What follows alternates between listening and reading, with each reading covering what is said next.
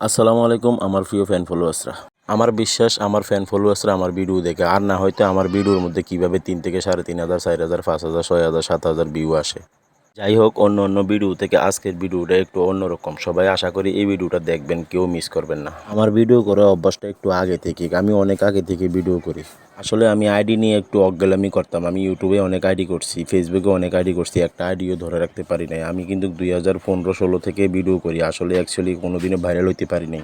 দেখতাছি যে বর্তমানে ত্রিপুরার মধ্যে অনেক কন্টেন্ট ক্রিয়েটর, যেরকম আমাদের দুলাভাই টিম ফালাটানা থেকে, ইকবাল ভাই সোনামুড়া থেকে, ফুলমিয়া ভাই সোনামুড়া থেকে, কামরুল ভাই সোনামুড়া থেকে, অ্যালেক্স গোলাপ ভাই বক্সনগর থেকে, এবং টিভি রক ভাই এবং হংসু ভাই তো আছেই। অ্যাকচুয়ালি তারা নাম লওয়ার কারণ হচ্ছে তারা বর্তমানে যুগে বহুত ভাইরাল, কারণ আমরাও তার ভিডিও অনেক দেখি, ভিডিওর কমেন্টে অনেক কথা বলি, তাদেরকেও অনেক স্বাগতম জানাই। আশা করি তারা আমাদের ভিডিওগুলোও দেখে, আশা করি তারাও আমাদের এই ভিডিওগুলোর মধ্যে কমেন্ট করবে। আসলে আপনারা সাইগা কইতেছেন ঘটনাটা কিতা, কিন্তু ঘটনাটা কিচ্ছুই না। আমার ভাই ইমরান, আতিক, মামুন সবাই কইতেছে মিল্লা দিল্লা কয়েকটা কাম কর, আমরা একটা শুটিং ভিডিও করি। কি কস বেড়া ইকবাল ভাই, তারা না শুটিং ভিডিও করে, আমরা না হেডি দেখি। আর হেডি দেখে দেখে তো আমরা অভিজ্ঞতা হয়েছে, আর ভিডিও হোক আর না হোক একটু আনন্দ ফুর্তি কইরাই। তো আমরা কিতা করলাম, সবাই মিল্লা তেল লয়নে কইতেছে আরে কাউসার ভাই জীবনে তো বহুত ফানি ভিডিও করলেন, লন এবার একটা মুভি বা নাটক টাটক করে। আরে কিতা কস বেড়া, আমরা কি এত অভিজ্ঞতা আসেনি? আমার বাতিজা সাব্বির কইতাছে আরে কাকা চিন্তা করেন না, আমি থাকতে আপনার কোনো ভরসা নাই, লন মুভি কইরাম কইছি কইরাম, এবার হোক বা না হোক।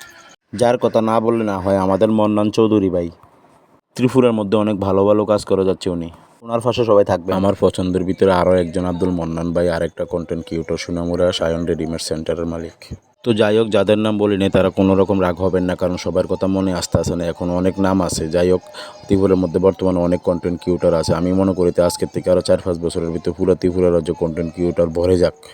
একটা ব্লগ ভিডিওর ঘটনা যদি আরেকটা ব্লগ ভিডিওতে বলি, মানুষ কিন্তু ভিডিওগুলো আমার দেখবে না। যাই হোক, বলতে হচ্ছে, কিছু করার নেই। আসলে আমাদের ভাগিনা মাহফুজ কিন্তু আমাদের এই মুভিতে কিন্তু ভিলেন, আর যে ইমরান দেখতেছেন, ইমরান ভাই কিন্তু আমাদের এই মুভির একমাত্র নায়ক। মুভি বলেন, নাটক বলেন, এসবের প্রতি কিন্তু আমার এত একটা অভিজ্ঞতা নাই যেরকম আমার ফান্নি ভিডিওর প্রতি অভিজ্ঞতা। তো ফোলাইন কইতেছে আমরা থাকতে আপনি কোনো টেনশন করেন না। তো যেই কথা সেই কাজ, ফোলাফাইন কইতেছে আমি আর বই দিকে কী লাভ, আমিও করি যাইয়া।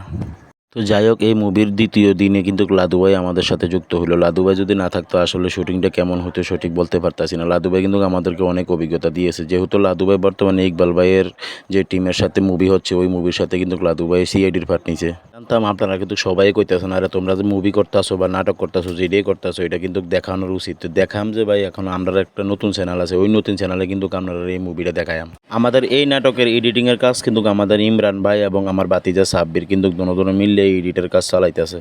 আপনারা কিন্তু একটা বিশেষ ঘটনা জানেন না, প্রথম দিন শুটিং করতে সময় কিন্তু আমরা এত লোক লাগছে না, আমরা 4 থেকে 5 জন মিলিয়ে কিন্তু আমরা এই শুটিংটা প্রায় অর্ধেক শেষ করে লাইছি। পরের দিন দেখলাম যে কিছু মায়ের ফিডে শ্যুট আছে, তো এত ফোলাফাইন কই ফাইম, যখন আমার বাতিজা হাসান রে, সুজন রে, সবাই করছি, কিন্তু কেউ মিস করে না, সবাই কিন্তু গাইয়ে লাইছে আমরা এই শুটিং করার লেগে।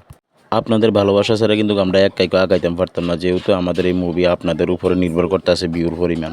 কেউ কিছু মনে করেন না, যারা আমার এই পুরো ব্লগটা দেখছে, আজকে অনেক কথা কইয়া লাইছে কিন্তু এই ব্লগের মধ্যে। বর্তমান যুগে কিন্তু মানুষ এত লম্বা ব্লগ দেখে না। তো যাই হোক, অসংখ্য ধন্যবাদ এই পর্যন্ত যারা আমার ব্লগটা দেখছেন। যাই হোক, অবশেষে আমরা কিন্তু ব্লগটা শেষ করলাম, শুটিংটাও শেষ করলাম, আমরা এখন বাড়িতে যাব। আপনাদের কাছে একটা রিকোয়েস্ট, যারা যারা আমার এই চ্যানেলের ভিডিও সবসময় দেখতেছেন কিন্তু আজও পর্যন্ত আমার চ্যানেলটারও ফলো করছে না, আপনাদের কাছে একটি রিকোয়েস্ট, সবাই আমার চ্যানেলটাকে একটা ফলো করে দেন।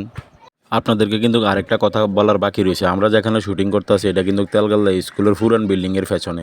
তো একটু দয়া করে বলবেন কারা কারা তেলগাল্লা স্কুলে পড়ছেন, একটু কমেন্ট করে যাবেন এই ব্লগটার মধ্যে।